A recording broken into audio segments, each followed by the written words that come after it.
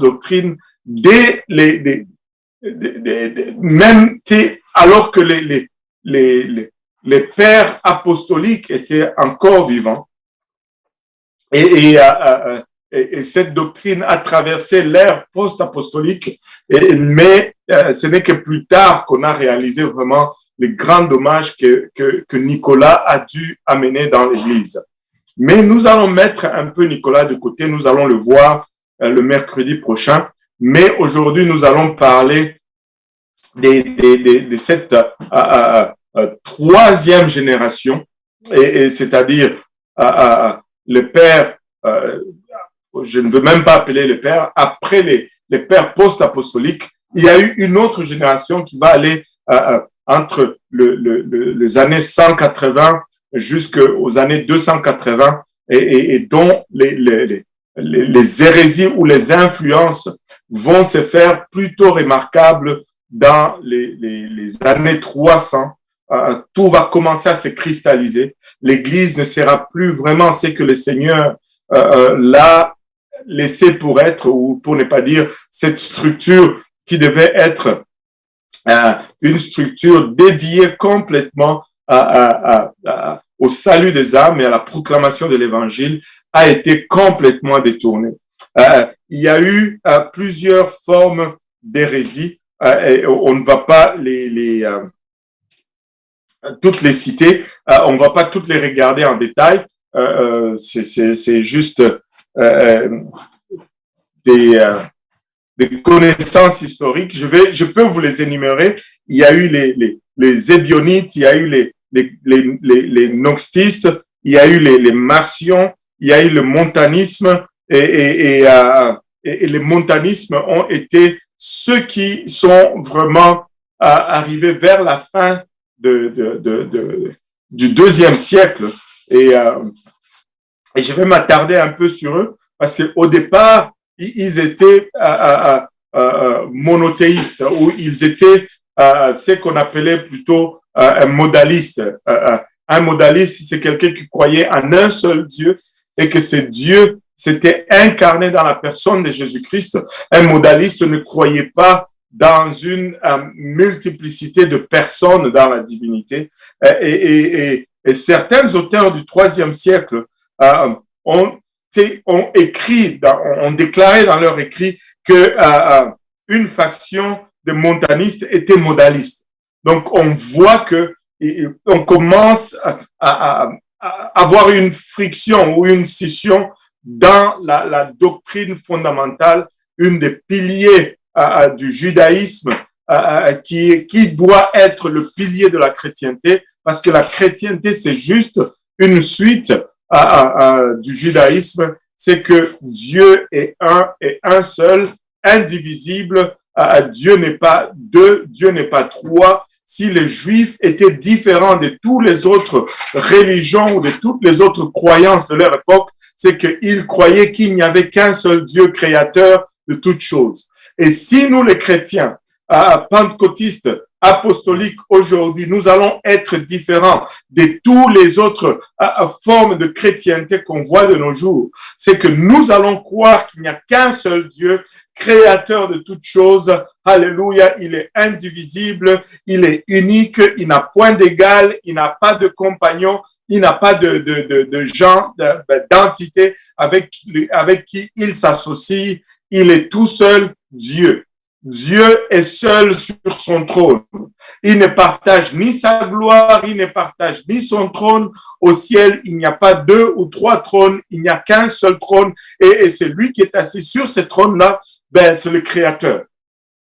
Amen.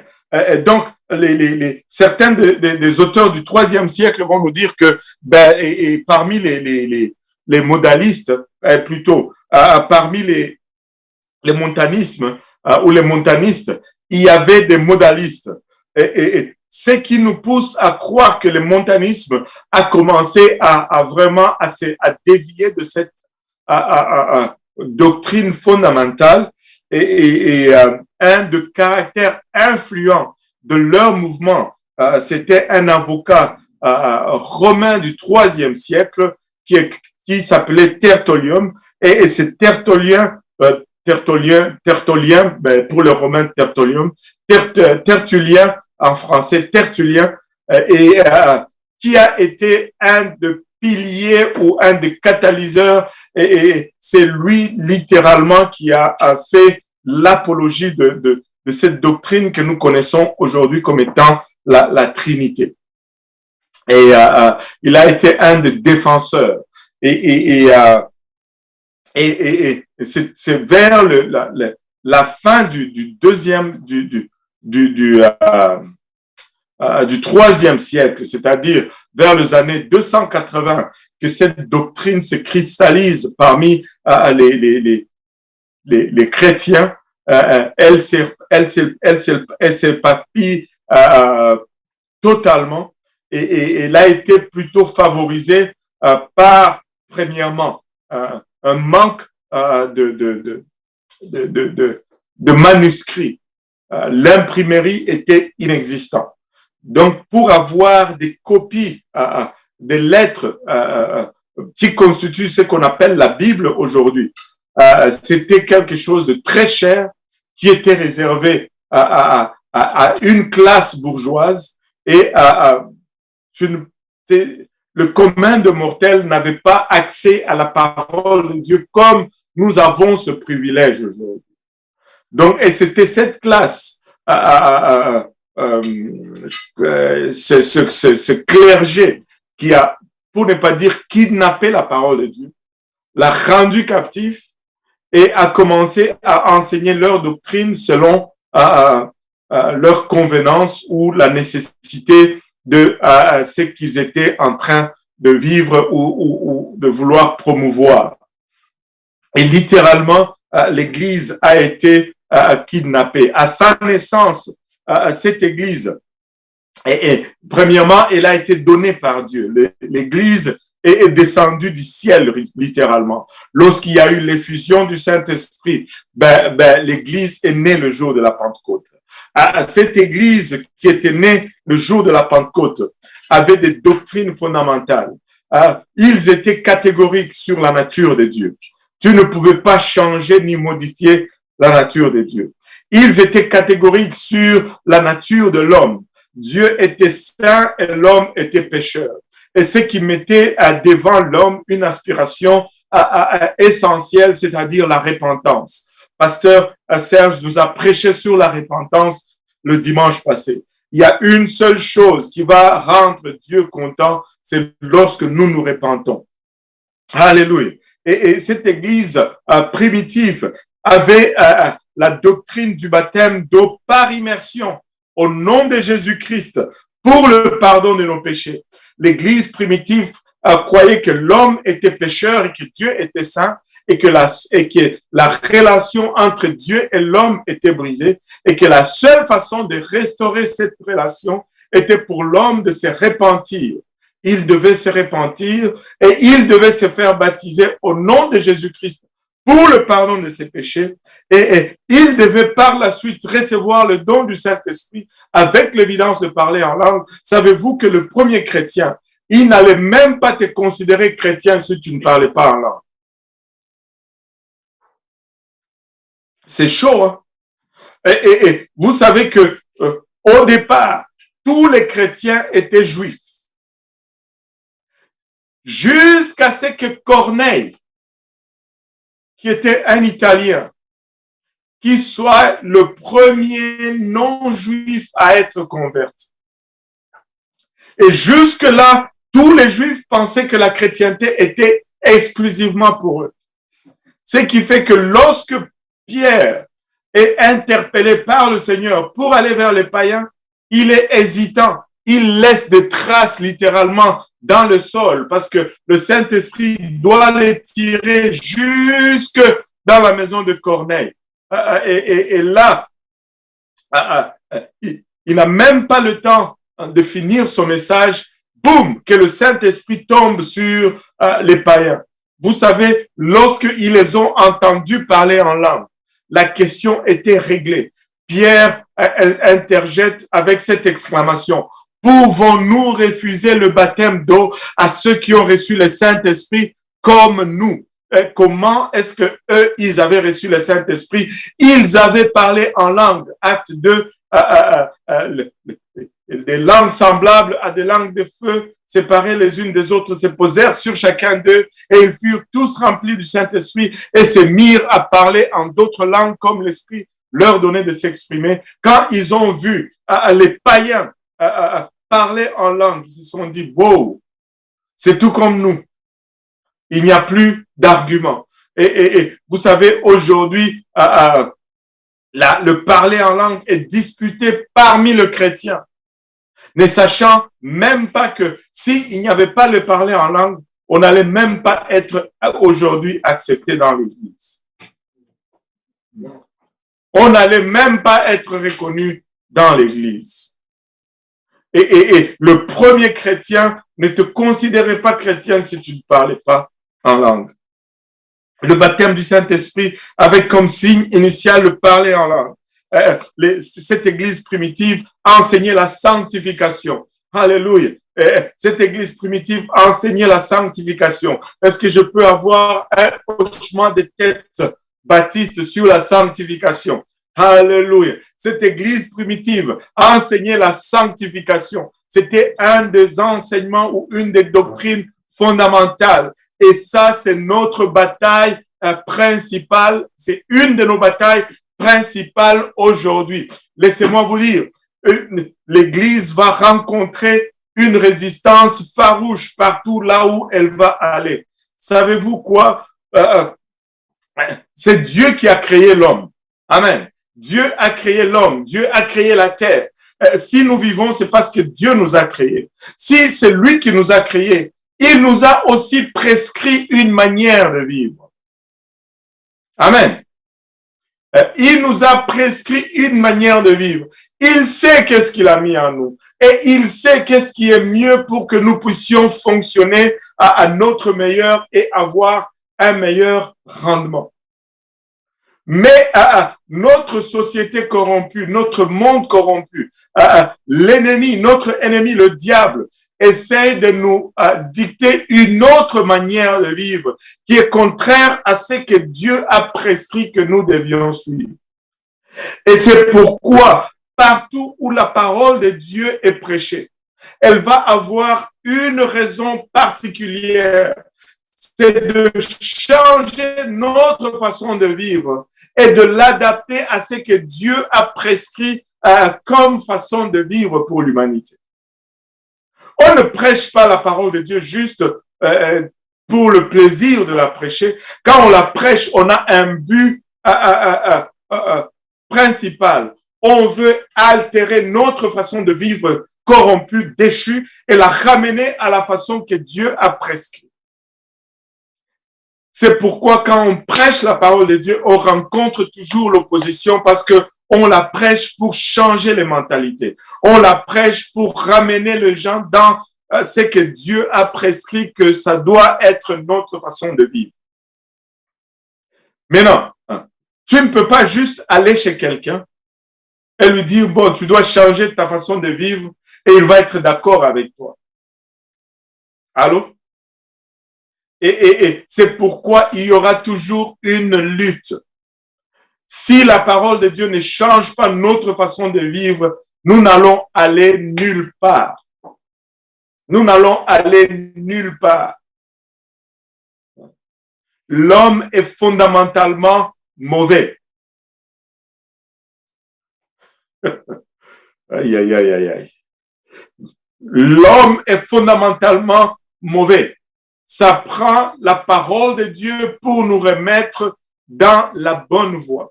Et lorsque nous sortons avec cette parole, nous sommes à contre-courant avec le monde, avec leur façon de s'amuser, avec leur façon de s'habiller, avec leur façon de vivre, leur façon de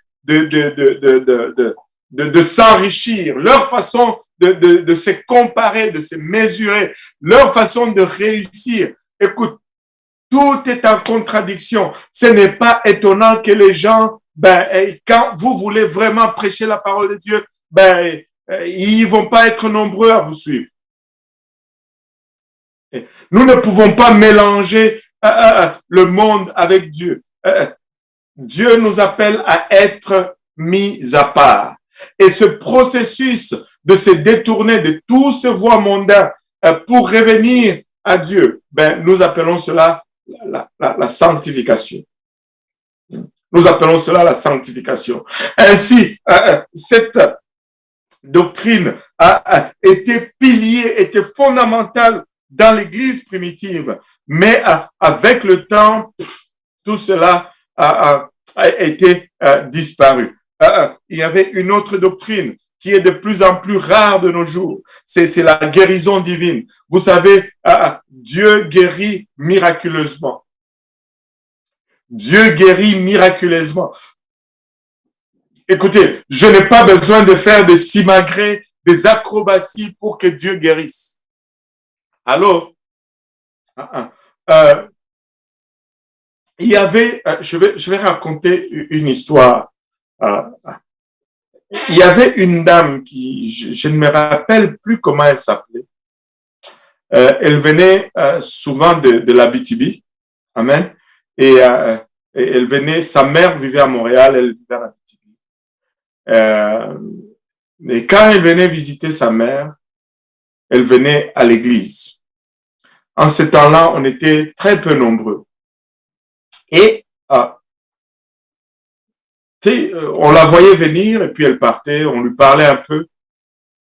Et puis un jour, elle m'a dit qu'elle voulait parler un peu avec moi. On s'est assis. Elle a commencé à me parler, elle m'a dit ceci.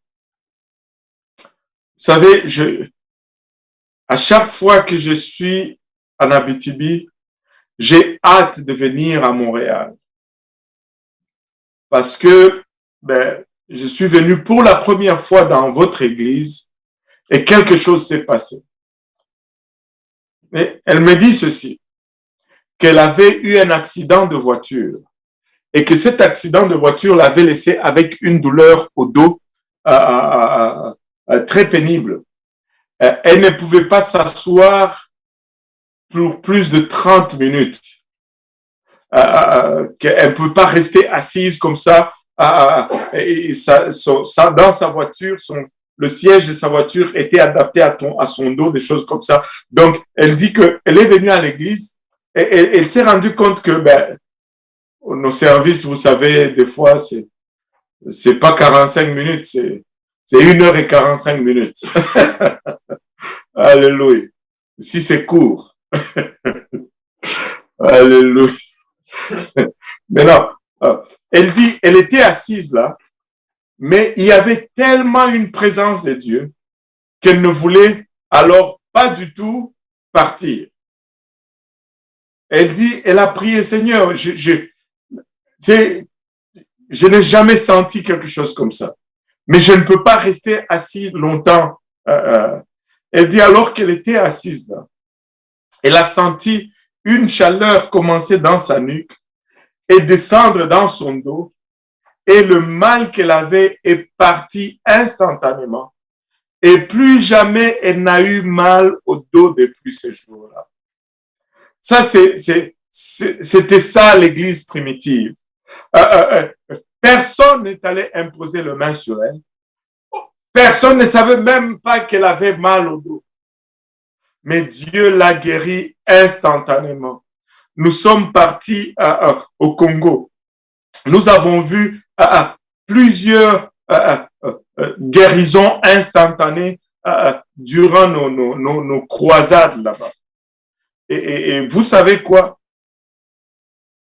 Quelqu'un qui reçoit le Saint-Esprit, j'avais donné ce témoignage, une dame qui était là, qui avait à peine parlé en langue, mais elle va chez elle quelques jours après sa tante qui était mourante avec l'hypertension et des crises épileptiques.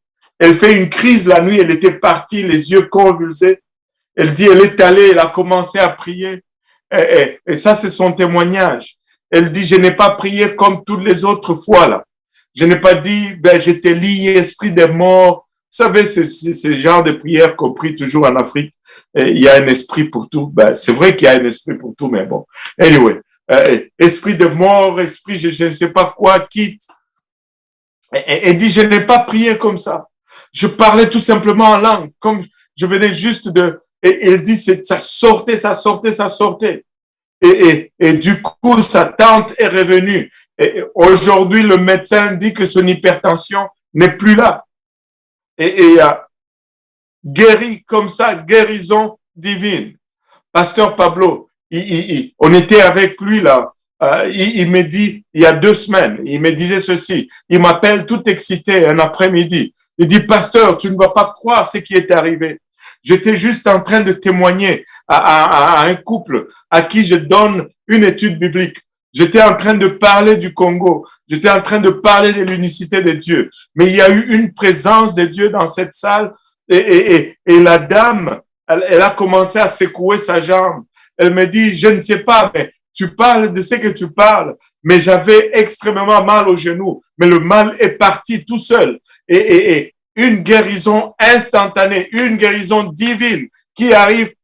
Écoutez, ça, c'était une des doctrines fondamentales que nous avons perdues avec cette apostasie qui est arrivée dans les années 300. Et toutes ces doctrines qui étaient piliers ont été perdues. Il y a eu une persécution de l'Église dès sa naissance jusque dans les années 300. L'Église était tellement persécutée. Nous, aujourd'hui, on nous dit, n'allez pas à l'Église. Personne ne vient. Et puis, je vais juste être clair avec vous. Plusieurs disent que, oh, ça, ce n'est pas une persécution. C'est un problème de santé publique. Il y a une maladie. Laissez-moi vous dire ceci. Ce n'est pas une persécution parce que nous sommes en train d'être d'accord avec ce qui nous est imposé. Si nous disons non à ce qui nous est imposé, vous allez voir que ça va devenir une persécution. Et ça ne sera jamais une persécution si on vous dit ferme l'église, tu fermes. On ne va pas te persécuter, tu as obéi. Tu as obéi. Si. Je ne veux pas créer une rébellion, mais je suis fatigué. Je suis juste fatigué. Alléluia. Et du temps que nous obéissons, ça ne sera jamais une persécution. Mais quand nous nous tenons pour faire ce que Dieu nous appelle à faire, vous allez voir que ça va vite devenir une persécution. Anyway, mais cette église était persécutée. Elle était, ce n'est pas des choses. Aujourd'hui, on nous dit, vous savez, avant d'aller au Congo, je me disais, ah Seigneur, aller au Congo pour 2 semaines, revenir enfermé pour 2 semaines, et puis payer $2000 à l'hôtel. Vous savez ce que le Seigneur m'a dit? Il m'a dit ceci. Tu ne veux pas payer $2000 pour prêcher ma parole. Il y a des gens qui ont payé de leur vie pour prêcher ma parole. Vous savez, je ne sais pas, mais notre génération, je m'imagine un peu quand la trompette va sonner. Le premier jugement va commencer dans l'église. Et nous allons nous tenir en file. J'espère que nous allons être vers la fin là. Parce que dans ces fils-là, il y en a qui ont été dévorés par des lions. Dans ces fils, il y en a qui ont été brûlés vifs pour cet évangile. Dans ces fils, devant le trône de Dieu, il y aura ceux qui ont été décapités, ceux qui ont été torturés, ceux qui ont été tirés par des chevaux jusqu'à ce qu'ils meurent. Il y en a qui ont été sciés en deux. Il y en a qui ont été brûlés vifs. Et nous allons nous tenir avec ces gens-là dans cette même file, attendant nos récompenses. Et tous, nous allons probablement être excités. Et on va dire, waouh! Ils vont dire, vous venez de quelle époque? Oh, nous, on est venu de l'époque du coronavirus. Oh, qu'est-ce que vous avez eu comme persécution? Oh, chez nous, à ce temps-là, c'était grave. L'ego, il était sévère. Tu circulais seulement, c'était $1 500. Ah ouais, $1 500. Waouh! Et toi, qu'est-ce que tu as fait? Oh, moi, j'ai été dévoré par un lion dans le cirque. Hop là! Ça, c'est... méchante. Aide-nous, Seigneur. Aide-nous, Seigneur. Aide-nous, Seigneur. Tu sais, aide-nous, Seigneur. Je ne sais pas s'ils vont garder ce message sur YouTube. Peut-être sûrement qu'ils vont l'enlever, mais bon. C'est vrai que certains de nos messages sont enlevés sur YouTube parce que nous disons des choses qu'ils n'aiment pas. Bon, anyway. Dernièrement, j'avais prêché sur la fin des temps. Ils ont sorti le message, on l'a mis sur YouTube. Ils l'ont sorti parce que, bon, anyway. Et c'est, à un moment donné, nous devons juste nous tenir pour ce que nous croyons. Il y a un enseignement qui nous était donné et cet enseignement est encore plus pertinent aujourd'hui. Et je vais juste vous la résumer en forme de question. Est-ce que tu sers Dieu par conviction ou bien tu sers Dieu par convenance? Tu sais, est-ce que c'est une conviction ou une préférence? Parce que si c'est une préférence, ça ne va pas tenir devant la cour. Qu'est-ce que je suis en train de dire? Je suis en train de dire ceci. C'est que, tu sais, un jour, quand le Seigneur, tu sais, quand le gouvernement avait dit maximum 50 personnes, vous savez, ben, premièrement, d'abord, ils avaient dit, ouais, pas de service, et après, ils ont ouvert 50 personnes. Tu sais, on anticipait que le dimanche qui suivait, il allait y avoir une file devant l'église. Parce que les gens allaient courir pour être là, comme il y avait des files pour le vaccin. On a plus foi dans le vaccin que dans le Seigneur.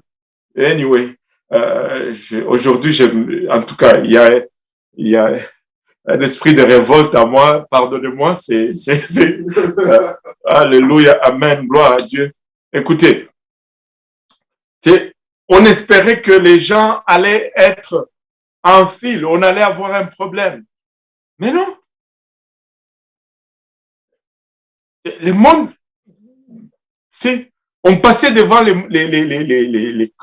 mosquées, là. Il y avait des files qui faisaient genre 2 blocs.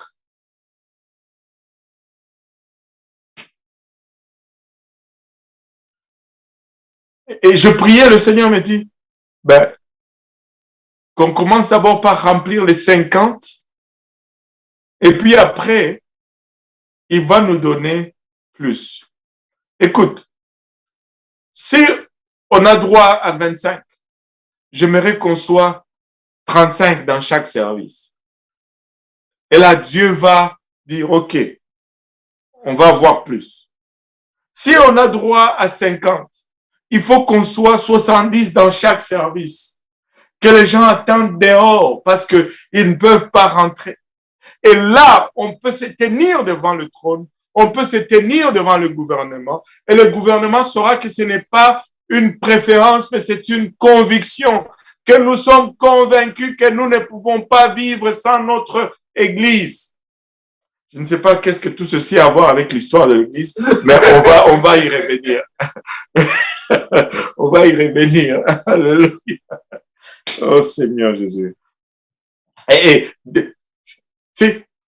est-ce que si je suis porté en tribunal, d'ailleurs, il y a un cas qui nous attend là, on sera au mois de juillet, je pense, on va être au tribunal parce qu'on était en train de faire le service, quand l'ego avait dit pas de service, ben, ils nous ont donné des tickets qu'on a contestés et on va se battre. Mais et si tu es en cours, on te traduit en justice aujourd'hui. Pour que on te condamne comme étant chrétien, il faut qu'il y ait une conviction. Tu sais, les preuves qu'on utilise dans un tribunal, on les appelle les pièces à conviction. Donc, tu sais, nous devons être convaincus. Nous devons vivre pour Jésus par conviction et non pas par préférence. Si c'est par préférence, ben, les préférences changent. Et quand ça devient dur, on va préférer autre chose. Mais nous voulons retourner au fondamental. Nous voulons restaurer non seulement les doctrines de l'Église primitive, mais nous voulons y croire fermement, avec conviction. Maintenant, 300 ans de persécution, les chrétiens étaient dévorés dans les cirques. Les chrétiens étaient martyrisés dans les rues. Vous savez d'où est-ce qu'on a le terme accouchement par césarienne?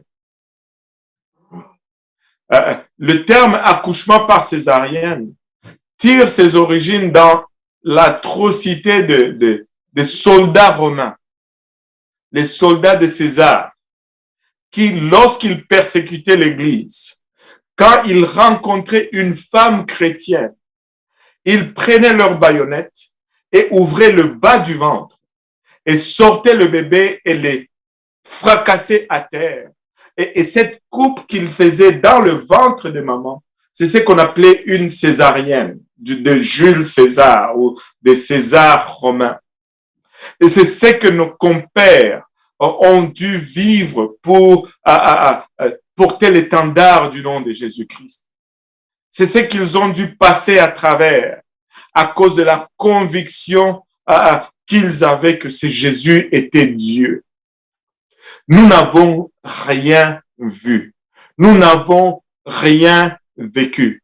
Mais c'était 300 ans d'atrocité, 300 ans de persécution, mais que lorsque finalement le monde a vu que malgré cela, la chrétienté continuait d'avancer, plus on les persécutait, plus ils étaient convaincus, le diable a changé de stratégie. Ils ont tendu une branche d'olive à l'église, et cette église qui était essoufflée par la persécution a dû saisir cette branche d'épée, ne sachant pas que c'était une ruse de l'ennemi. Cet ennemi qui était persécuteur, qui combattait l'église de dehors, s'est infiltré maintenant et a commencé à changer les doctrines, à combattre l'église de l'intérieur. Si tu combats l'église de l'extérieur, tu ne vas pas la vaincre. Mais si tu la combats de l'intérieur, elle devient fragile. Elle devient fragile. Donc, il y a eu plusieurs étapes qui ont conduit à transformer littéralement l'Église. Dans les années 280, la Trinité est née, Tertullian en a fait tellement la promotion que lors du concile de Nicée, en 325, ces doctrines ont été officialisées comme étant les doctrines de l'Église. Jusqu'à ce que on aille plus loin en 381, c'était le concile de Constantinople et l'Église a été, plutôt la chrétienté a été officialisée littéralement comme étant la religion de l'Empire romain. Maintenant, cette chrétienté venait avec des enseignements contraires, mais par rapport aux sociétés dans lesquelles on voulait l'imposer. En fait, on a juste pris l'Église et on a commencé à s'en servir comme un outil politique. Et pour euh, recruter les membres de différentes cultures où on voulait maintenant imposer cette Église. Au lieu de laisser l'enseignement de l'Église transformer la société dans laquelle on venait introduire la chrétienté, on a commencé à modifier l'enseignement de la chrétienté pour attirer les masses des différentes cultures et d'où une décadence complète. L'Église a sombré totalement dans les ténèbres. L'Église, pour 1200 ans, l'Église a été dans les ténèbres. Et ces ténèbres ont été vraiment facilitées, premièrement, par la non-accessibilité aux Écritures cette fausse paix qui a été tendue à l'Église et l'instrumentalisation de l'Église comme un outil politique et 1200 ans durant lequel on a vu des naissances de doctrines qui n'avaient absolument rien à voir avec l'Église apostolique qui était née le jour de la Pentecôte. Et plusieurs croyances humaines ont commencé à substituer les enseignements des apôtres. Les traditions ont été introduites dans dans la croyance. Et certains écrits nous disent même ceci, que ils n'ont même pas eu le temps de fabriquer des statuts propres à l'Église. Ils ont tout simplement pris les mêmes statuts qu'on adorait pour diverses divinités païennes. On a juste changé de nom et en leur donnant les noms des apôtres et en élevant les apôtres au niveau de saints. Et on a commencé à baptiser les enfants. On a changé le baptême qui était par immersion, qui est devenu maintenant l'aspersion. Ces mots que j'essaie toujours de prononcer, la transsubstantiation. La transsubstantiation. Ça, c'est une autre fausse doctrine qui a dit que lorsque le prêtre lève l'Eucharistie et il prie durant la messe, avant de la partager, cette Eucharistie se transforme littéralement dans la chair de Christ. Et ce n'est pas cela. La confession qui devait être faite à l'homme, plutôt à Dieu, on commence à confesser à l'homme. On commence à rentrer dans une petite cage et on dit, pardonne-moi mon Père car j'ai péché. Et là, tu dis tes péchés et puis il te dit, bon, va réciter 3 Notre Père et si je vous salue Marie et tes péchés sont absous. Et vous savez, toutes ces fausses doctrines ont pris naissance dans cette période qu'on appelle littéralement l'âge noir. Et la doctrine sur le purgatoire, c'est-à-dire quand tu meurs, parce que nous sommes tous des pécheurs, mais quand tu meurs et que tu étais pécheur, que tu essayais d'être bon, mais que tu n'étais pas assez bon pour aller au ciel. Hein?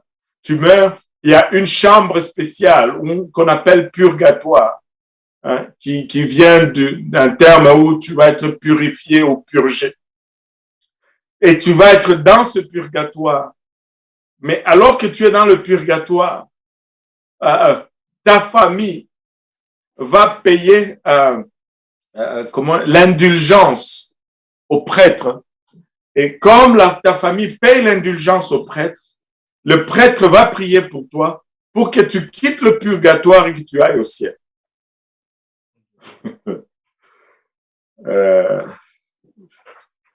Arrête.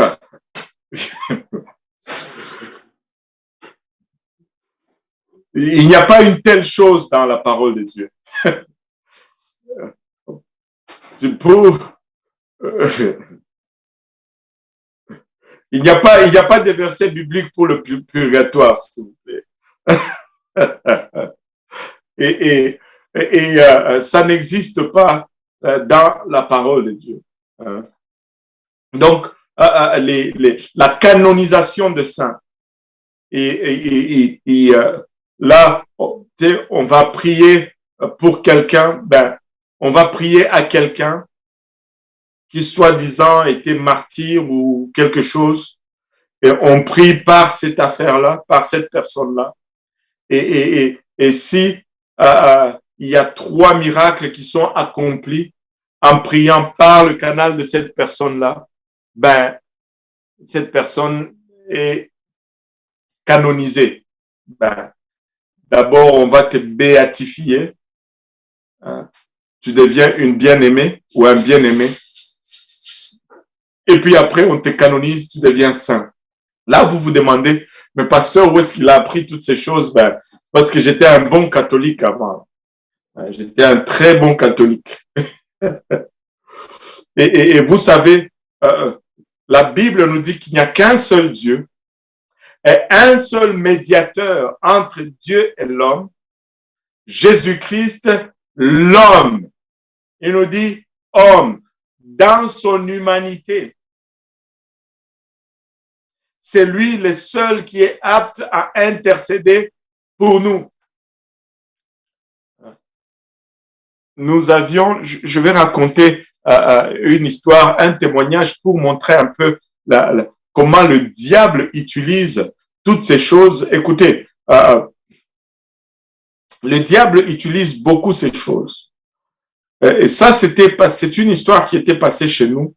Il y a une église qui est née dans la cour arrière de ma maison. Et mes frères dirigeaient cette église. Il y avait des jeunes qui venaient, qui priaient. Jusqu'à ce qu'il y avait comme 200 personnes qui se réunissaient presque à chaque fin de semaine dans la cour arrière de la maison pour prier. Et durant la semaine, il y avait des prières d'intercession. Et il y avait une fille qui faisait partie de ce groupe. Et à chaque fois que ce groupe se rassemblait pour prier, et quand la prière devenait intense, il y avait une des jeunes filles qui disait j'ai une parole du Seigneur, j'ai une parole du Seigneur. Et puis, paf, elle disait, ainsi parle le Seigneur, et elle va dire ceci. Et elle allait même donner le verset, et ils allaient regarder la référence, et c'était on the dot. C'était comme exact. Mais, ce fait avait toujours comme conséquence de refroidir l'intensité de la prière. Tu sais, quand tu pries et que tu es en train de toucher quelque chose et que ça n'arrive pas, tu ressens que on n'a pas accompli, mais là, on a été distrait. Et après quelques jours comme ça, les dirigeants ont dit non. Prochaine fois, si elle dit comme ça, ne l'écoutez pas, juste continuez de prier. Et on va voir. Et le jour est venu, la prière était intense, et puis ainsi parle l'Éternel, ainsi parle l'Éternel. Vous savez, le diable dit aussi ainsi parle l'Éternel. Et même c'est dans votre Bible. Et là, ils ont continué à prier, Et finalement, les démons ont commencé à se manifester dans la fille. Elle est tombée, on a commencé maintenant à prier pour sa délivrance. Et finalement, on commence à chasser cet esprit. L'esprit dit, il faut qu'elle me remette d'abord ma photo pour que je parte. Oh, mais toi, tu écris, il commence à dire, je suis l'esprit d'Anuarite. Pour ceux qui connaissent le Congo, Anuarite Nengapeta, c'est une ancienne religieuse qui a été tuée par les rebelles dans l'est du pays. Elle a été canonisée sainte Le Congo a aussi son saint, Saint Anwarite Nengapet. Anyway. Et là, oh, je suis Anwarite, il dit, je ne pars pas si elle ne me donne pas ma photo. Et là, mais qu'elle te donne la photo, c'est quoi? Et il regarde dans la Bible de la fille, il y avait une photo de cette Sainte Anwarite. Et là, comment donner une photo à un esprit? Ils ont juste brûlé la photo, dit, toi, tu pars. Et au fait, il faut juste commander. On n'obéit pas aux esprits, on commande aux esprits. Amen. Alléluia.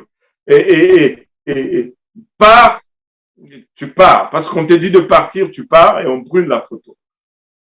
Et tu sais, ce sont des fausses doctrines qui sont entrées dans l'Église. On commence à prier Saint-Pierre, Saint-Paul. On commence à prier Marie avec tout le respect qu'on a pour Marie. Mais si tu es en Christ, la parole de Dieu nous dit que nous sommes tous des saints. Je n'ai pas besoin d'être canonisé. Nous sommes saints, pas parce que nous sommes parfaits ou que nous pouvons, comment on dit, intercéder pour quelqu'un. Non, non, non. Nous sommes saints parce que nous aspirons à la sanctification. Amen. Mais si nous rejetons la sanctification, nous ne sommes plus saints. Alléluia. Et toutes ces choses se sont introduites dans l'Église. Et finalement, l'Église est tombée dans ce qu'on appelle l'âge noir. Et il fallait attendre les années 1480 pour voir d'abord la naissance de Martin Luther, un moine qui s'est littéralement rébellé contre l'Église en voyant la pratique de l'Église et en lisant ce que à quoi il avait accès, parce que eux seuls avaient accès aux écrits ou aux manuscrits de la parole de Dieu. Ce n'était pas accessible par le commun des mortels. C'est pourquoi c'est une chose grave lorsque nous ne lisons pas notre Bible. Il y a des gens qui auraient voulu avoir accès à ce que nous avons, mais qui n'ont pas eu cette opportunité. Martin Luther s'est levé et il a commencé à déclarer fortement que Dieu, plutôt que l'homme, vivra par la foi. Il a commencé à enseigner ce que nous appelons aujourd'hui la justification par la foi. Il dit que la parole de Dieu ne dit pas que nous allons vivre selon l'indulgence. Parce que en cette époque-là, tu pouvais faire tous les péchés que tu voulais. Aussi, du temps que tu pouvais payer l'indulgence, tu allais au ciel. Bien sûr, pour les hommes, c'était cela. Mais pour Dieu, ce n'était pas cela. Je me rappelle, alors que j'étais jeune, on avait suivi une télésérie alors qu'on était au Congo qui s'appelait Les Roses de Dublin. Dans Les Roses de Dublin, il y avait une famille de fermiers irlandais, 4 garçons, des vrais Irlandais, des costauds, des bagarreurs, qui avaient une sœur qu'ils aimaient, qu'ils chérissaient. Mais un Français a dû engrosser la petite sœur et il n'a pas pris ses responsabilités. Et après des années, l'enfant avait 12 ans. Le Français est allé en Irlande pour réclamer son enfant. Oh, c'était une honte pour la famille. Et les 4 gaillards se sont dit, ils vont corriger le Français. Mais c'était des vrais catholiques. Vous savez, les Irlandais sont des vrais catholiques. Ils se sont dit, si on tabasse ce Français, c'est un péché. On ne sait pas qu'est-ce que le prêtre va nous donner comme pénitence. Fait que avant d'aller taper le Français, ils sont d'abord allés au confessionnal. Et là, ils disent, ils vont voir le prêtre, ils disent, pardonnez-nous mon père parce que nous avons péché, nous avons commis 2 péchés. Et là, le prêtre dit, dites c'est quoi le péché que vous avez commis? Oh mon père, nous avons tapé le Français et nous l'avons sérieusement poussé, on l'a laissé là avec ses blessures. Et vous connaissez l'histoire. Et le père leur dit, ben, c'est vrai que ce Français-là, il l'a pas, il a aussi bien mérité, quoi. Et ok, vous allez dire 5 Notre Père et 28 Je vous salue Marie, quelque chose comme ça, et vos péchés sont absous. Au nom du Père et du Fils et du Saint-Esprit. Ils étaient contents parce que avant d'aller commettre le péché, ils voulaient voir ce que ça allait leur coûter. Ils sont sortis de là, ils étaient contents. Là, on va le rosser et puis après, on va faire nos prières et puis le péché va être fini. Et là, ils étaient déjà en train de partir. Ils descendent les marches de l'église. Là, le prêtre sort de l'église. Il dit, hey, vous avez dit qu'il y avait 2 péchés. Vous êtes confessés pour un seul péché, mais c'était quoi l'autre? Là, il dit, oh, pardonne-nous, mon Père. Le 2e péché, c'était un mensonge. Parce que les Français, on ne l'a pas encore rossé. On va le rosser maintenant. Ça, c'est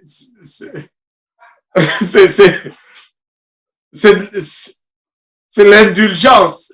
Et les gens vivaient, peu importe le péché, si je connais le prix que je peux payer, là, je peux me permettre de commettre le péché. Et après, ben, je veux payer mon indulgence. Martin Luther regarde ça, il dit, mais c'est pas ce que la Bible dit. La Bible dit, l'homme vivra par la foi. Et là, il a commencé à protester contre l'Église. C'est pourquoi, ben, il a le mouvement qui est né de ces activités, on les appelle aujourd'hui les protestants. Ils protestent contre les catholiques. Mais si tu regardes aujourd'hui, et les catholiques et les protestants, ben, on ne peut plus les appeler les protestants. C'est quoi le contraire de protester? Non, concéder. Concéder, non. Ben, consentant. Ben, on ne peut plus les appeler des protestants parce que ils consentent à tout ce que le catholicisme enseignait aujourd'hui. Il n'y a aucune protestation que on peut voir, regarder. Il n'y a plus de protestants aujourd'hui.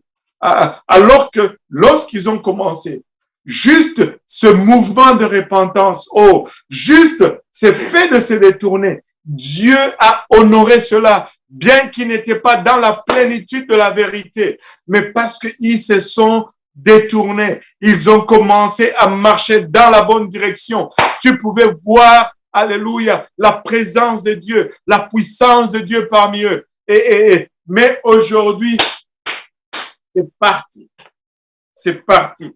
Et dans le mouvement de réforme est né en 1517 et cela a été vraiment favorisé par l'invention de l'imprimerie avec Gutenberg. L'imprimerie, c'est quoi encore? 1450 ou 1550? S'il y a quelqu'un qui est intelligent là qui se rappelle quand l'imprimerie 1550, 1450, quelqu'un? Mais je sais que la Bible dit qu'il n'y a pas beaucoup de sages parmi nous, mais quand même. L'invention de l'imprimerie. Non, c'est pas 1800. 1454. 1454, voilà. 1454, Gutenberg. Ben, parce que, savez-vous quoi? L'imprimerie a été inventée premièrement et initialement avec le souci de reproduire la Bible. Oh Seigneur Jésus. Je vais dire juste à quelqu'un aujourd'hui là, investis-toi dans l'œuvre de Dieu.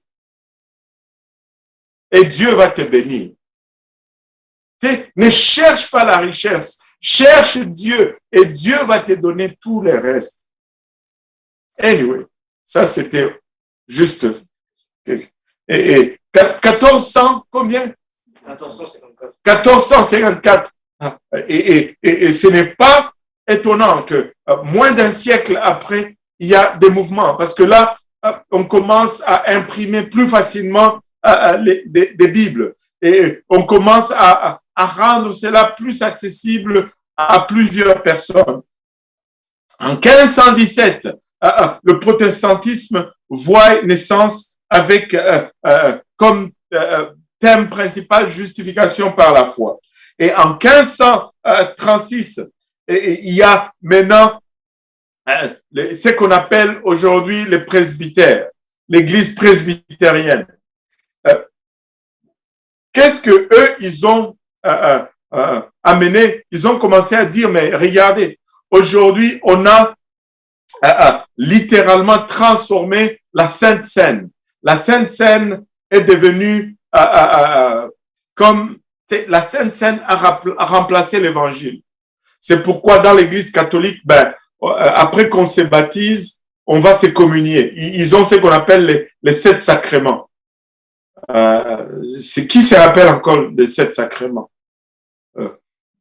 Wow, le frère Roche se rappelle des 7 sacrements. Il y a le baptême, la communion, la confirmation, le mariage. C'est quoi les 3 autres? Je sais que le dernier, c'est la mort, enfin, le dernier sacrement, mais le pardon. Pardon?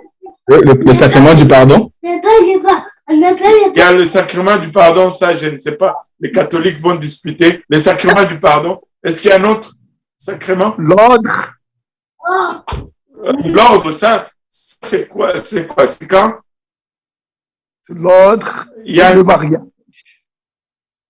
L'ordre et le mariage. Bon, anyway.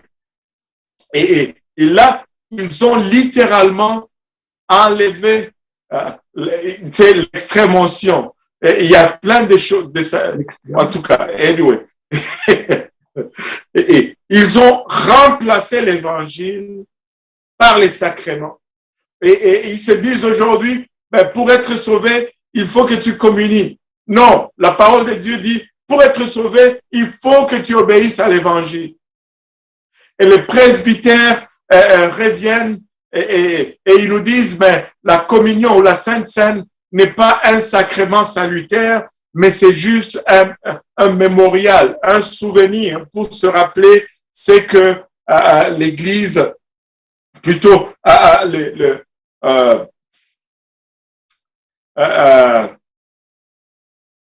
c'est que le Seigneur a fait pour notre salut.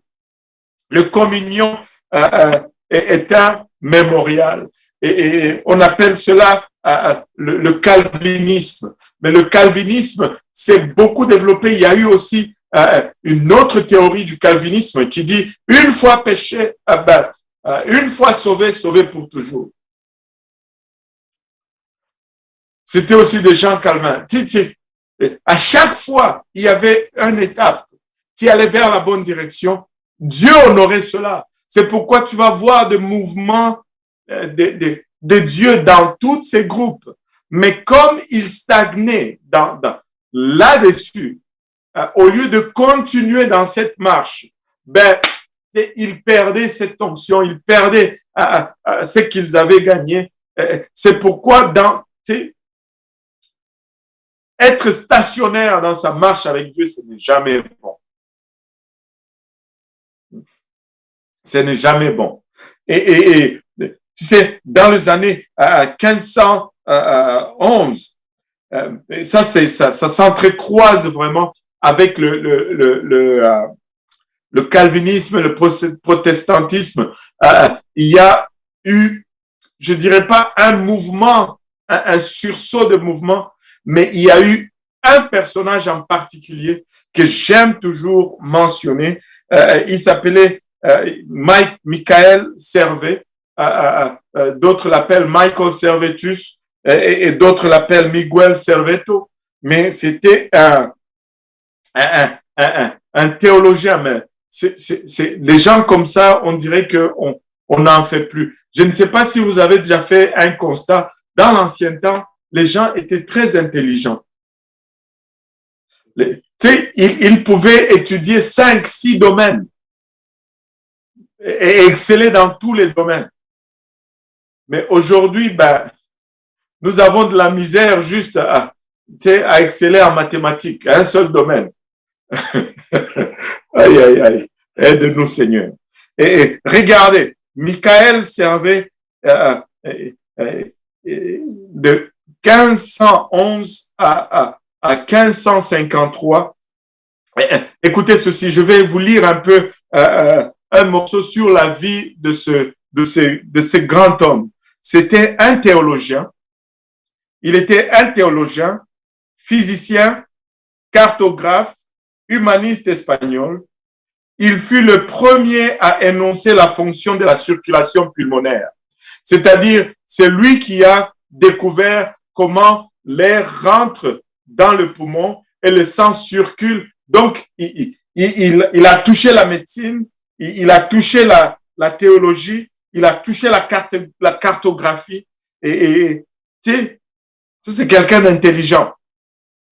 Amen. Et il s'intéressait aussi à plusieurs domaines scientifiques, à savoir les maths, l'astronomie, la météorologie, la géographie, l'anatomie humaine, la médecine, la pharmacologie, la jurisprudence et l'étude de la Bible dans la langue originale des Écritures. Méchamment intelligent. Mais cet homme qui était tellement intelligent, regardez, il s'est intéressé dans l'étude des Écritures dans leur langue originale. Et ce n'est pas étonnant que lorsqu'il a commencé à étudier la Bible dans sa langue originale, il a découvert une vérité fondamentale qui est celle de savoir que Dieu était un et un seul. Laissez-moi vous faire remarquer que en ce temps-là, tous, ils étaient trinitaires. C'est même les Martin Luther qui protestaient contre l'Église catholique. Ils étaient trinitaires. Les Calvins, ils étaient trinitaires. Même aujourd'hui, tous ces évangélistes, ils sont tous trinitaires. Ne sachant pas que le catholicisme est la racine même de la doctrine trinitaire. Et pourquoi je parle de Servet? Il est reconnu dans l'histoire de ses plusieurs domaines d'études, particulièrement en médecine et en théologie. Il a participé dans la réforme protestante, donc il a été impliqué quand il a vu qu'il y avait des mouvements qui se disaient, ben, l'Église est à la dérive. La Bible dit beaucoup d'autres choses qui ne sont pas dans la parole de Dieu. Et il a été impliqué dans ce mouvement-là. Et par la suite, il a participé dans la réforme protestante et il a développé par la suite une christologie non trinitaire, c'est-à-dire une étude de Jésus-Christ qui n'était pas trinitaire, c'est-à-dire unicitaire. On l'appelait un modaliste. Il a été condamné aussi bien par les catholiques que les protestants pour hérésie. C'est-à-dire même les au fait, il croyait que les Martin Luther et les Calvins allaient le soutenir, mais c'est Martin Luther qui l'a trahi, qui l'a vendu, qui l'a dénoncé parce qu'en ce temps-là, si tu t'élevais contre l'Église catholique, tu étais l'homme à abattre. Il a pris fuite. Il s'est réfugié à gauche, à droite dans plusieurs pays. Et il pensait que Martin Luther allait être d'accord avec lui, mais c'est lui qui l'a trahi. Et il a été dénoncé et donné aux catholiques. Et les catholiques, ben, condamné aussi bien par les catholiques que les protestants pour hérésie. Il fut arrêté à Genève où il essayait de se cacher. Et il a été brûlé vif à l'ordre du conseil, gouvernant qui était protestant de Genève. C'est ceux qui protestaient contre le catholicisme. Eux-mêmes ont commencé à persécuter ceux qui cherchaient encore Dieu plus profondément qu'eux. Que c'est triste. Pourquoi qu'il a été tué? Parce qu'il a tout simplement déclaré que Dieu était un seul. Et que Jésus n'était pas une tierce personne, mais que Jésus était ce Dieu de l'Ancien Testament qui s'est manifesté dans la chair. Et une étude biblique profonde, et même une étude biblique pas profonde, une étude biblique superficielle ou juste occasionnelle, si cette étude est sincère, ça va vous démontrer que Dieu est un seul, que la doctrine du judaïsme et la doctrine de l'Église primitive, la doctrine pilier, c'est l'unicité de Dieu. Dieu est un et un seul, et cela se voit partout à travers dans les Écritures. Et j'ai un fichier dans lequel je compile tous les versets que je trouve qui te parlent directement ou indirectement de l'unicité de Dieu. Je vais vous en partager quelques-unes aujourd'hui. Nous sommes pentecôtistes parce que nous avons l'expérience de la Pentecôte. Nous sommes apostoliques parce que notre doctrine remonte à la doctrine des apôtres. Et les apôtres n'ont rien enseigné d'autre que Dieu est un seul et que c'est Dieu s'est manifesté dans sa plénitude, dans la personne de Jésus-Christ. Il est venu et il a payé le prix de notre rédemption. Un de mes versets favoris ces derniers temps, c'est vraiment Romains 8, verset 9. Romains 8, verset 9. Pasteur Yannick, tu es avec moi?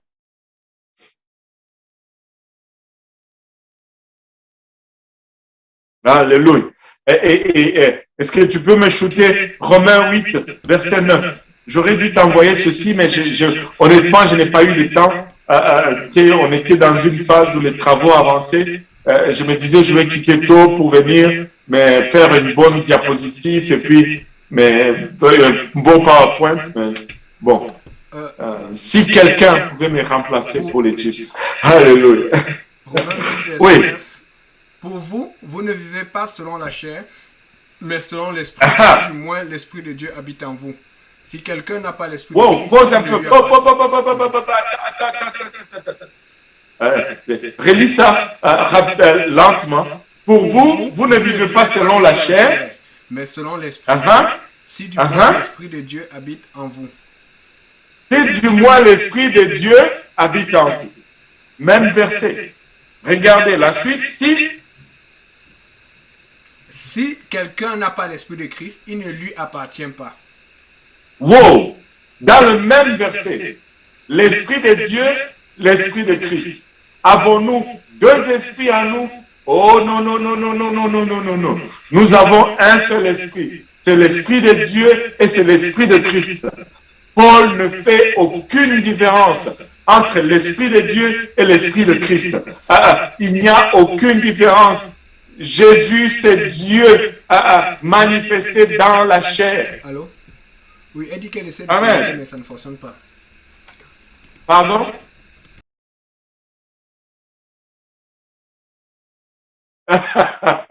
Alléluia. En tout cas, quant à l'unicité, ça fonctionne. Pour Pasteur Yannick, son problème, ça ne fonctionne peut-être pas, mais l'unicité fonctionne. Amen. J'avais... regardez 2 Corinthiens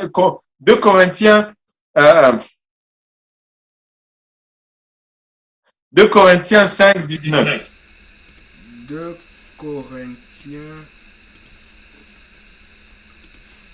Corinthiens 5, verset 19. Ça dit ceci. Car Dieu était en Christ, réconciliant le monde. Car Dieu était en Christ, réconciliant le monde avec lui-même. Car Dieu était en Christ, réconciliant le monde avec lui-même. Dans l'humanité, dans cette chair, Dieu était là-dedans et il réconciliait le monde avec lui-même. Et si on ajoute à 2 Corinthiens 5, 19,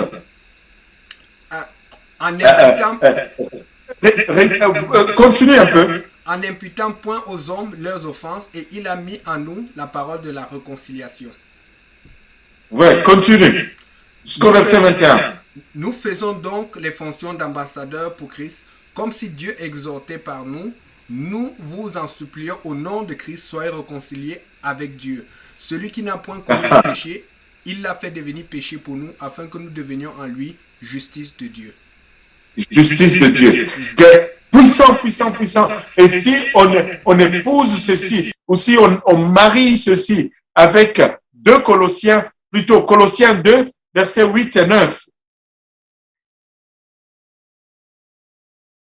Colossiens 2, 8 à 10, on va dire.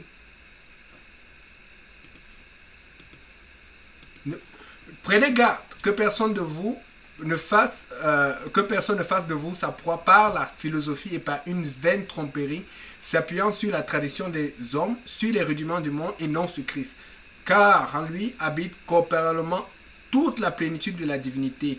Vous avez tout pleinement en lui qui est le chef de toute domination et de toute autorité. Wow! Car en lui qui, Christ, habite comment? Corporellement, quoi? Ou qui? Toute la plénitude de la divinité. Laissez-moi vous dire ceci. La chair était humain, mais l'esprit qui habitait dans cette chair était complètement divin et totalement divin. Regardez ceci. Ceci, je vais faire un peu une combinaison des deux pour prouver que aussi bien dans l'Ancien Testament que dans le Nouveau Testament, on parle du même et unique vrai Dieu. Exode 33, 18 à 20.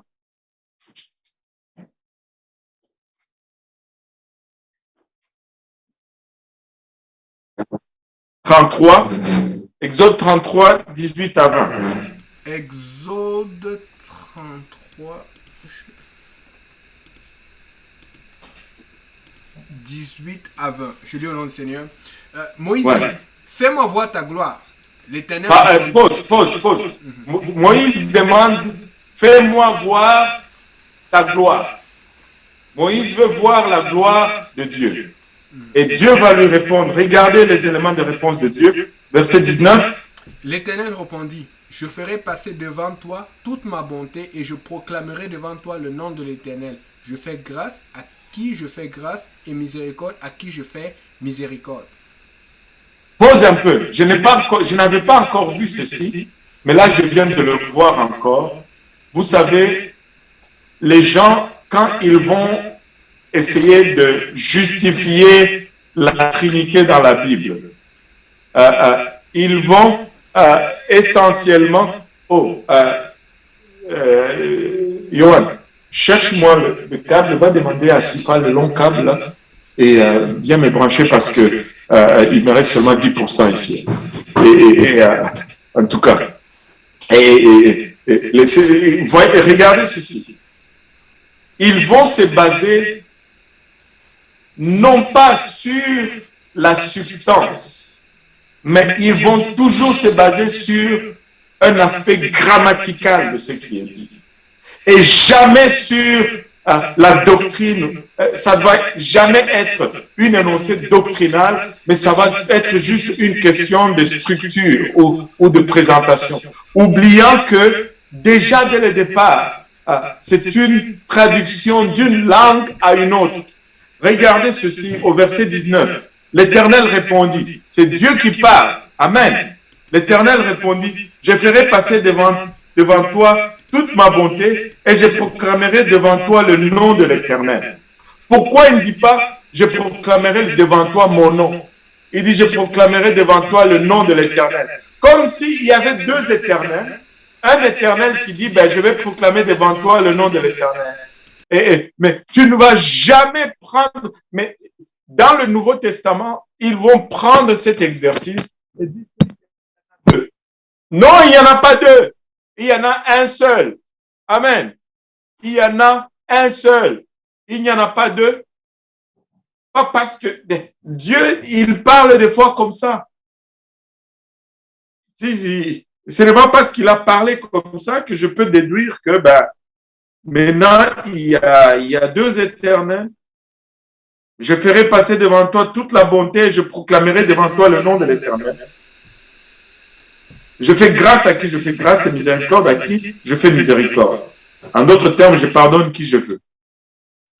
Verset 20. Maintenant, regardez le verset 20. Très intéressant ici. Le verset 20. Verset 20. L'Éternel dit, tu ne pourras pas voir ma face, car l'homme ne peut me voir et vivre. Wow!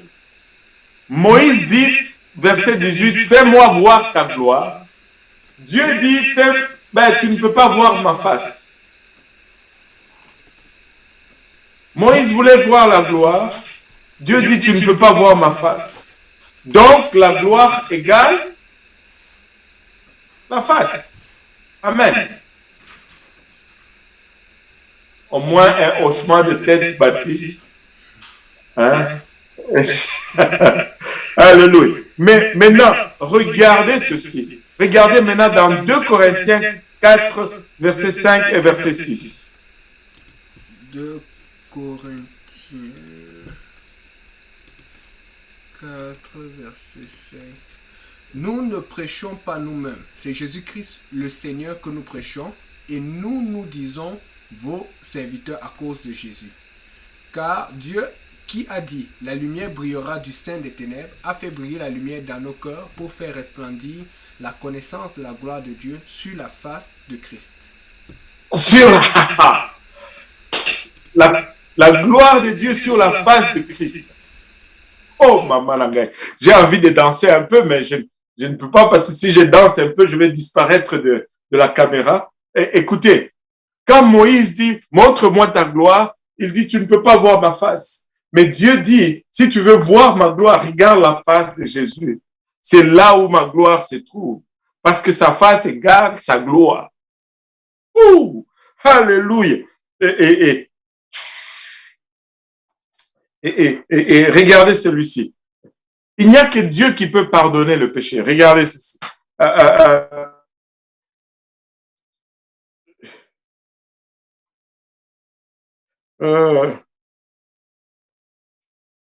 Jacques 1,17. Je vais lire Jacques 1,17. Pendant ce temps, Pasteur Yannick cherche Jérémie 31-34. OK? Je lis Jacques 1,17 nous dit, toute grâce excellente et tout don parfait vient d'en haut et descendent du Père des Lumières, en qui il n'y a ni variation, ni ombre de changement. Dieu ne change tellement pas que même l'ombre de changement n'est pas là. Vous savez, une ombre, c'est rien. Tu ne peux pas prendre une ombre. Une ombre n'a pas de poids. Une ombre n'a pas de matière. Une ombre n'a pas de substance. Mais il dit même l'ombre d'un changement, il n'y en a pas chez lui. C'est-à-dire, il est le même.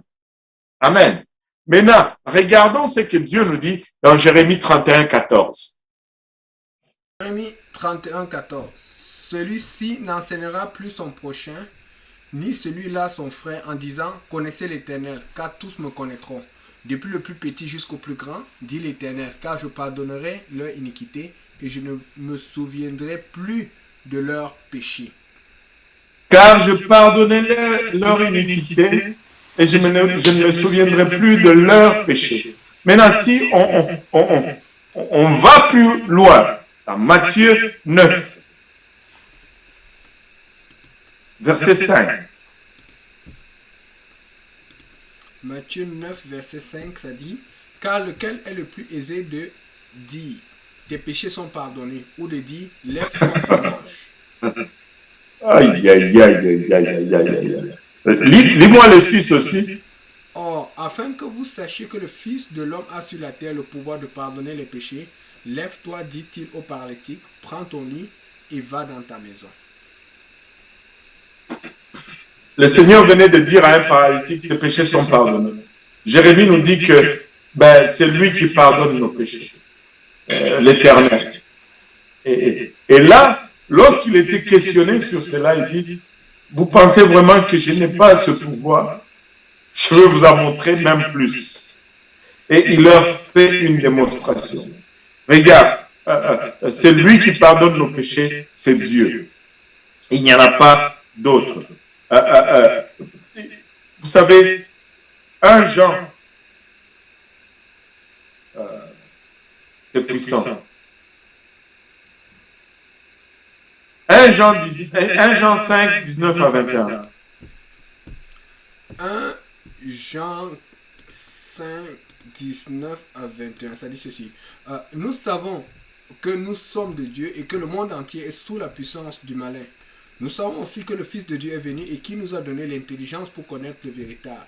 Et nous sommes le véritable en son Fils Jésus-Christ. C'est lui qui est le Dieu véritable et la vie éternelle. Petits enfants, gardez-vous des idoles. Je ne sais pas si vous l'avez vu, celle-là. Waouh! Nous savons aussi que le Fils de Dieu est venu et il nous a donné l'intelligence pour connaître le véritable. Et nous sommes en ce véritable. La Bible nous dit que celui qui est en Christ, il est une nouvelle créature. Nous sommes en ce véritable, en son Fils Jésus-Christ. Vous savez, vous pouvez évoquer toutes les formes grammaticales, mais j'ai appris aussi un peu de français quand j'étais à l'école. Tu sais, quand tu lis ce verset-là, quand on te dit que la fin de la phrase, quand il dit la fin du verset, la dernière phrase, quand il dit c'est lui qui est le Dieu véritable et la vie éternelle, ça ne peut être nul autre que Jésus-Christ. Amen. Je ne sais pas s'il y a des gens qui ont étudié le français et le frère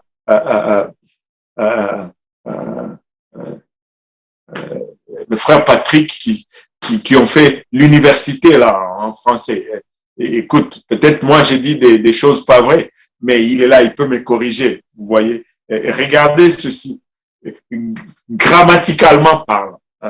Nous savons aussi que le Fils de Dieu est venu et il nous a donné l'intelligence pour connaître le véritable. OK. Jusque-là, on peut dire, ben, il y en a deux. Le Fils de Dieu et le véritable. Amen. Et puis, il dit, et nous sommes en ce véritable. Donc, nous sommes dans ce véritable. Lorsque nous sommes en son Fils Jésus-Christ, qui est le Fils de Dieu, celui qui est venu nous annoncer le véritable. Jusque-là, on peut dire que c'est deux. Mais s'il dit c'est lui qui est le Dieu véritable, la vie éternelle, si on dit que ce Dieu véritable est différent de Jésus-Christ, ça fait un non-sens. Ça fait même pas une phrase logique. Ça dénude toute la phrase de sa logique. Il n'a pas besoin de nous dire tout ceci pour nous dire enfin que c'est lui qui est le véritable, parce qu'il nous a déjà annoncé le véritable. Le Fils nous a annoncé le véritable et il nous dit que ce véritable qu'il nous a annoncé, c'est lui Jésus-Christ. Au fait, c'est là. C'est la seule façon logique d'interpréter ou de comprendre cette phrase, sinon elle n'a pas de raison d'être. Et là, après, il nous dit, petits enfants, gardez-vous des idoles. En d'autres termes, si tu dissocies Christ, parce que l'idolâtrie, c'est vraiment rendre un culte à des idoles ou à des créatures qui sont adorées comme des divinités éternelles. Écoutez, si tu adores autre chose que Jésus-Christ, tu es en train de faire de l'idolâtrie. Parce que Jésus-Christ est le véritable. Amen. Oh, alléluia. Et je peux vous en donner, et encore d'autres, et encore d'autres. Et encore d'autres. Aïe,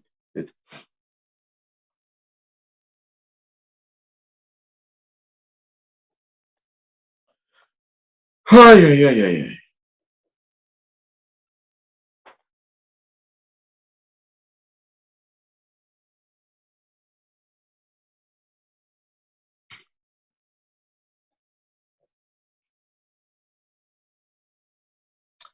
Hey.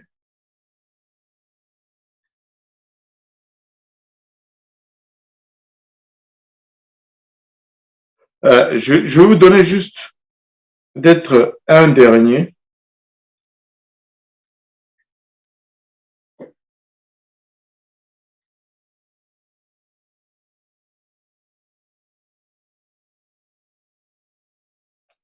Euh, Seul Dieu peut lire les pensées. Amen. Les anges ne peuvent pas lire les pensées d'un homme et le diable ne peut pas lire non plus tes pensées. Jean chapitre 2, versets 23 à 25. Jean chapitre 2, verset 23 à 25. Pendant que Jésus était à Jérusalem, à la fête de Pâques, plusieurs crurent en son nom, voyant les miracles qu'il faisait, mais Jésus ne se fiait point à eux parce qu'il les connaissait tous. Et parce qu'il n'avait pas besoin qu'on lui rendît témoignage d'aucun homme, car il savait lui-même ce qui était dans l'homme. Oh, il savait lui-même ce qui était dans l'homme. Il connaissait la pensée de l'homme. Jésus n'avait pas besoin qu'on lui dise, oh, ben, le frère Léon est comme ça, le frère Emeric est comme ça, le frère Patrick, lui, il est comme ça. Non, non, non. Il n'avait pas besoin. Il connaissait ce qui était dans l'homme parce qu'il était Dieu. Il était le créateur de l'homme. Écoutez, Jésus, que nous enseignons, que nous prêchons, n'est pas une tierce entité. Le commandement le plus important, c'est écoute Israël, l'Éternel notre Dieu est le seul éternel. Et tu sais, il y en a qui prétendent que ouais, Dieu c'est Dieu, mais Jésus ce n'est pas ce Dieu-là. Jésus n'a jamais réclamé qu'il était Dieu. Ben, il ne pouvait jamais dire que je suis Dieu parce qu'il allait pointer vers sa chair. Mais il a tout fait. Et il a pris tous les prérogatives nécessaires pour déclarer sa divinité. Au fait, c'est une ironie, même je pousserais même jusqu'à dire, c'est une stupidité de renier la divinité de Christ, parce que même les catholiques n'ont pas pu renier ceux qui sont tellement loin de la vérité. Ils n'arrivent pas à renier la divinité de Jésus. C'est pourquoi, ben, ils inventent une trinité parce qu'ils doivent justifier cette divinité qu'ils ne peuvent pas renier en regardant sa conduite et sa façon de faire. Mais il y en a qui ont l'audacité d'ôter la divinité. Écoute, si tu ôtes la divinité à Jésus, il ne reste plus rien à adorer et tu tombes dans l'idolâtrie. Tu tombes dans l'idolâtrie parce que tu n'adores plus le véritable. Et le livre de 1 Jean nous donne cet avertissement. Écoute, ô Église francophone, l'Éternel, notre Dieu, est le seul éternel.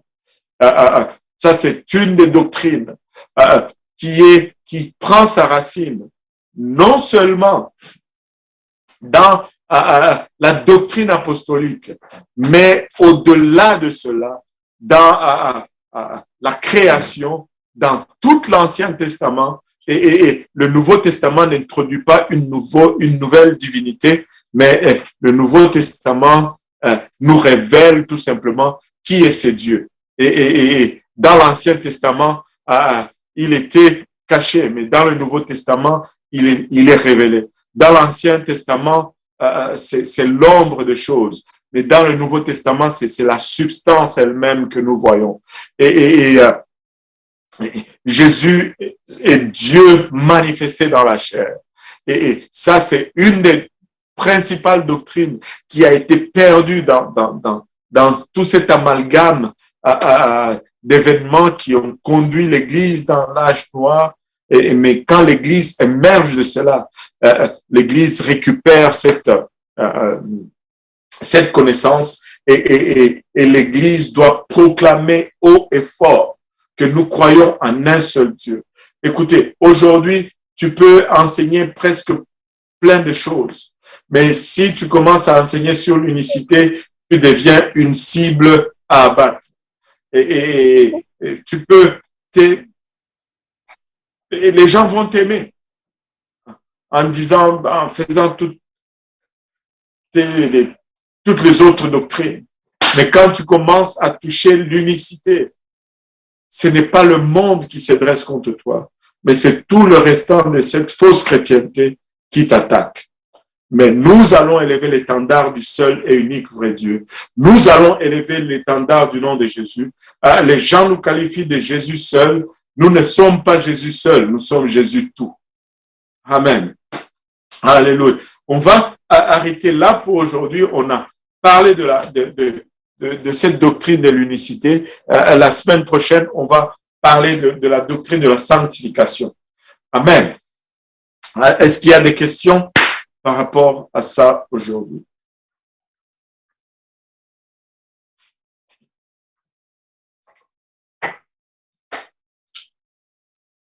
Wow! Il n'y a pas de questions. Je ne sais pas si je devais couper rapidement avant que les gens se réveillent. Ou bien... Pasteur, j'avais une question. Oui. Je voulais savoir, le protestant, lui protestait quoi exactement? Il protestait principalement, c'était contre l'indulgence. Le fait de payer l'indulgence pour avoir ses péchés pardonnés. Et le fait d'exiger au fait le paiement de l'indulgence. Il dit, mais c'est par la foi que nous allons vivre pour Dieu et non pas par l'indulgence. Et Martin Luther, je vais peut-être regarder, il y a, je ne sais pas, 54 déclarations, 54 choses, 57 qu'il aurait dit ou prononcé contre l'Église catholique. Il protestait contre l'abus de l'Église catholique du pardon et de l'indulgence. Et voilà.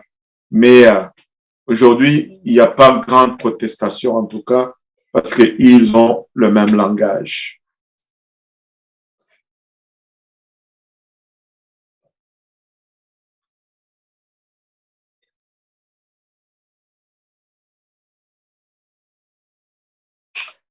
Est-ce qu'il y a des questions?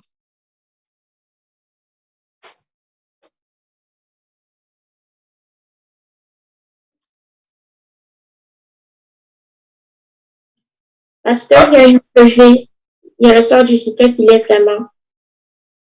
Ah, je ne l'ai pas vu. Oui, vas-y, sœur Jessica.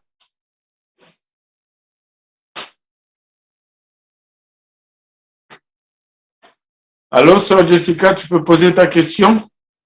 Oh, oui, allô? Désolée. Oui. Je voulais savoir, en fait, vous avez parlé du protestantisme, qui était plus une réponse par rapport au catholicisme. Je voulais savoir l'orthodoxe, l'Église orthodoxe, en fait. Où est-ce qu'elle se situe par rapport à cela? Est-ce que c'est plus qui rejoint le protestantisme, étant donné que c'est plus vers un côté oriental? Donc, je veux savoir, est-ce que c'est plus une doctrine qui rejoint le protestantisme ou qui est plus en accord avec le catholicisme? Non, les orthodoxes, d'abord, il y a plusieurs branches d'orthodoxes. Les orthodoxes ne rejoignent vraiment pas du tout le protestantisme. Les églises orthodoxes se penchent plus vers les enseignements plus de l'Ancien Testament. Ils vont essayer un peu plus de judaïser la chrétienté. Et au fait, au départ, orthodoxe était considéré comme un peu ce qui est un peu plus conforme à la loi. On veut être chrétien, mais on veut rester conforme à la loi. Donc, selon les différentes origines, il y a les orthodoxes grecs, parce qu'il y avait beaucoup d'influences juives dans la culture grecque. Il y a les orthodoxes plus orientales, c'est-à-dire les Syriens, mais tout ça, c'est par rapport à l'influence, parce que tu vas voir que quand tu rentres vraiment dans l'histoire, l'influence juive était allée au-delà juste des peuples juifs. C'est pas tout le monde qui les combattait. Il y en a qui qui avaient adopté certaines de leurs croyances dans leur pratique, en fait, parce qu'ils avaient les mêmes origines. Ben, il y a aussi aujourd'hui l'orthodoxe russe, mais qui est aussi un emprunt toujours du judaïsme. L'orthodoxie va plutôt essayer de ramener la chrétienté au judaïsme. Mais le protestantisme, le mouvement était vraiment un acte de retourner à cette chrétienté authentique, sans l'influence judaïque.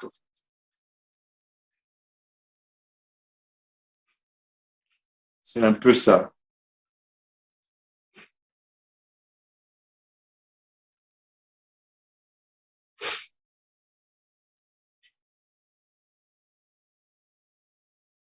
Alléluia. Est-ce qu'il y a d'autres questions?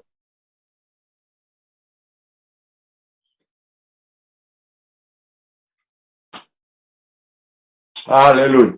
S'il n'y a pas d'autres questions, il est déjà à 21h30. Même ceux qui sont en dehors de Montréal sont en train de tomber dans le couvre-feu. Il y a quelqu'un qui m'a dit, l'autre fois, j'avais dit, on va courir dans nos chambres avant que le couvre-feu ne nous pogne dans le couloir avant qu'on arrive dans nos chambres. Mais il m'a dit, le mercredi prochain, moi, je vais suivre l'étude biblique à partir de ma chambre. Comme ça, tu n'auras pas d'excuses, tu pourras continuer jusqu'à 22h. Mais bon. Mais il faut quand même qu'on finisse, c'est que on aille à se préparer pour une autre journée demain. Amen. Alléluia. Nous croyons, nous avons la ferme conviction. Écoutez, nous avons cette certitude qu'il n'y a qu'un seul Dieu et ce Dieu s'est manifesté dans la personne de Jésus-Christ. Et ce n'est pas une préférence, c'est une conviction. Amen. Alléluia. Que le Seigneur vous bénisse. Pasteur Emeric, si tu peux nous conclure en prière, comme ça, nous allons pouvoir aller nous reposer. Merci Seigneur. Nous allons prier. Nous allons tous ensemble élever la voix vers le Seigneur. Père très saint, Dieu d'amour et de bonté, nous te louons, nous célébrons ton nom merveilleux, Seigneur Jésus. Merci pour ta présence au milieu de nous. Merci pour ta parole, Seigneur Jésus. Merci, Seigneur Jésus, pour ton homme qui a apporté ta parole, Téné, Seigneur, mon Dieu, mon roi. Je prie que cette parole-là, Téné, Seigneur, mon Dieu, puisse être comme une graine qui a été semée en nous, Téné, Seigneur Jésus, que cela porte des fruits, Seigneur Jésus. Que ces fruits nous amènent jusque dans la vie éternelle, dans l'éternité avec toi, Seigneur éternel. Je prie, Téné, Seigneur Jésus, que cette parole-là, Téné, Seigneur, mon Dieu, mon roi, que quelqu'un en ligne puisse y avoir part, Téné, Seigneur, et qu'il aille en changement de vie, en nouveauté de vie, Téné, Seigneur Jésus, et qu'il dise, homme frère, que ferions-nous afin de pouvoir rentrer dans les eaux du baptême pour toi. Je prie en définitive que ta main puissante soit sur chacun d'entre nous. Ouvre-nous encore au cours de cette nuit, Téné, Seigneur Jésus, réveille-nous demain matin en bonne santé, afin que ton œuvre puisse continuer et perpétuer pour la gloire de ton nom. Nous disons tous au nom de Jésus.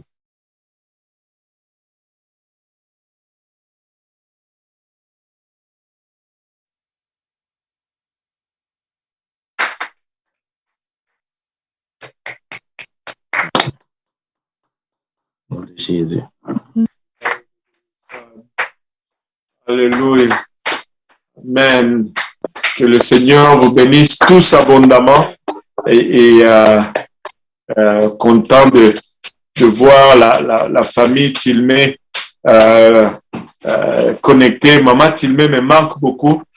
Salut Maman Tilmé et Seigneur, aide-nous et sors-nous de ce confinement. Alléluia. Et salutations à tous. Et que le Seigneur vous bénisse. Et voilà. Il y a plusieurs qui quittent. Et allez, reposez-vous et soyons en feu pour le Seigneur demain. Amen. Amen. Alléluia. Au revoir tout le monde. Bye bye. Bye bye. Bye bye. Bye Bye bye. bye. Bye bye. Bye bye. Allez. On est Bye d'accord. bye. Bye.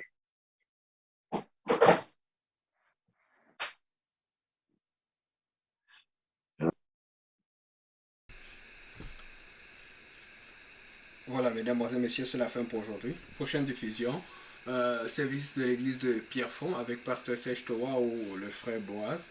Et puis le service de l'église de Granby avec le pasteur Vincent Augier et la sœur Alexandra Martinez. Toujours les services de Granby autour de 18h30, le service de Pierrefonds autour de 19h. Que Dieu vous bénisse, seul frère Yannick. Bonne soirée.